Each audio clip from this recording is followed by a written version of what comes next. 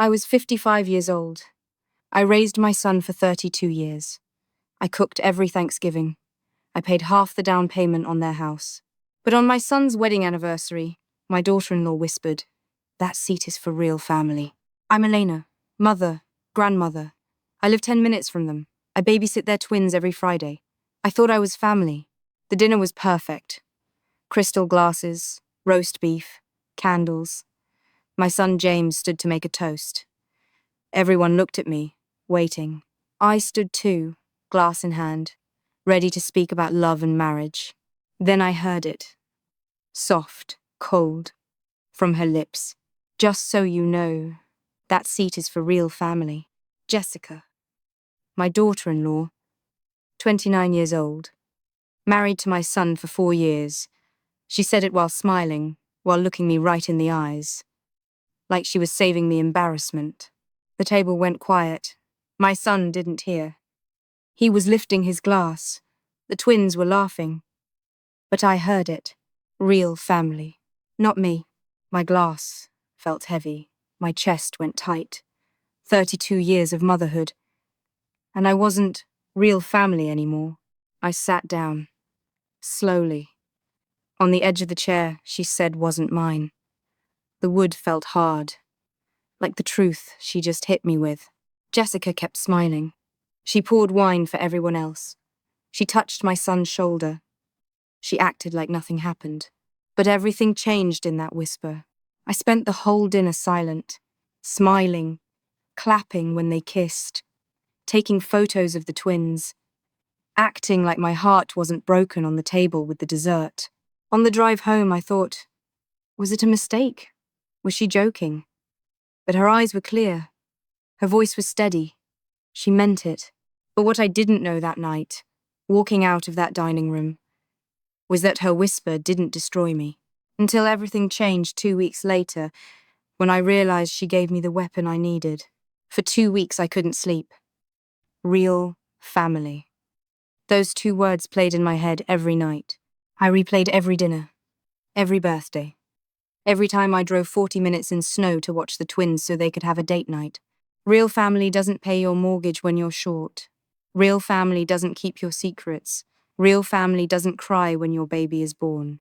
I was broken. Not because of the chair, because of the message. You don't belong here. You're an outsider. You're less. I called my sister. She said, "Cut them off. Show her." My friend said, "Confront her. Make a scene." But I'm not that woman. I'm Elena. I solve things with grace, or I used to. I tried to talk to James, my son. "Did Jessica say something to you about the dinner?" I asked. He laughed. "Mom, she's stressed. Planning the twins' party. Don't take it personal. Don't take it personal. My own son. The boy I carried. The boy I taught to say thank you. He didn't see it. Or he didn't want to. That hurt more than her whisper. For a month, I didn't go over. No Friday babysitting. No Sunday dinner. Silence. Jessica texted, "Everything okay? We miss you," with a smiley face. She missed me. But she didn't want me in the seat. I was angry. At her. At him. At myself for crying over a chair. Then the twins got sick. Flu. High fever. Jessica called me at 2 a.m. "Elena, please. Can you come? We have a meeting. We don't know what to do."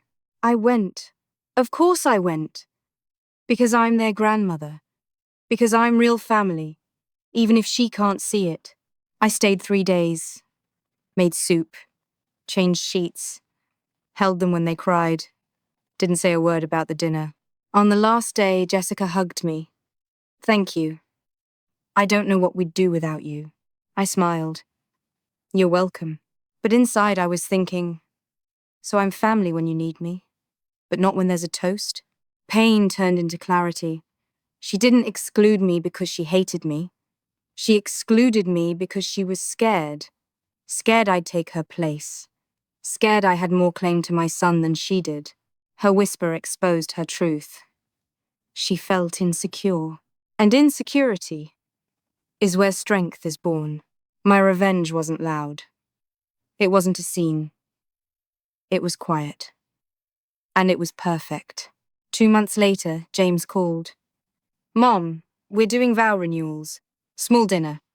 Will you come? I said yes. I bought a new dress. Navy blue. Simple. Elegant. The night came. Same dining room. Same table. 12 people. Jessica stood to make a toast. She talked about love. About family. About the people who matter most. She looked at my son. At the twins. At her parents. She never looked at me. Then James stood. He raised his glass.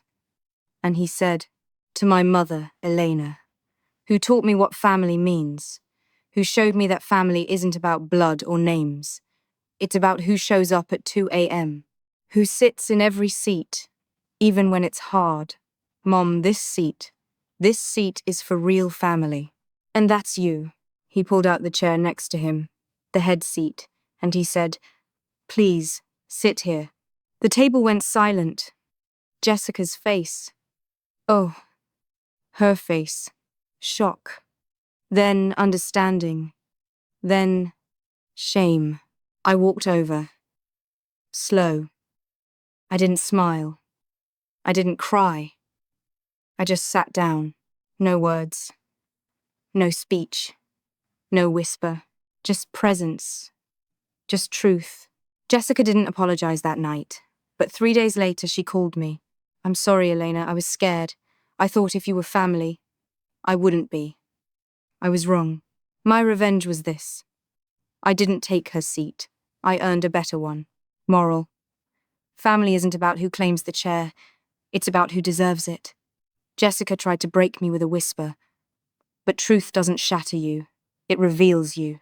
She exposed her insecurity. I exposed my worth. In the end, I didn't lose my place at the table. I found my power. And power, not revenge, is the justice that heals. Because a woman who knows her value never fights for a seat. She becomes the reason the table exists.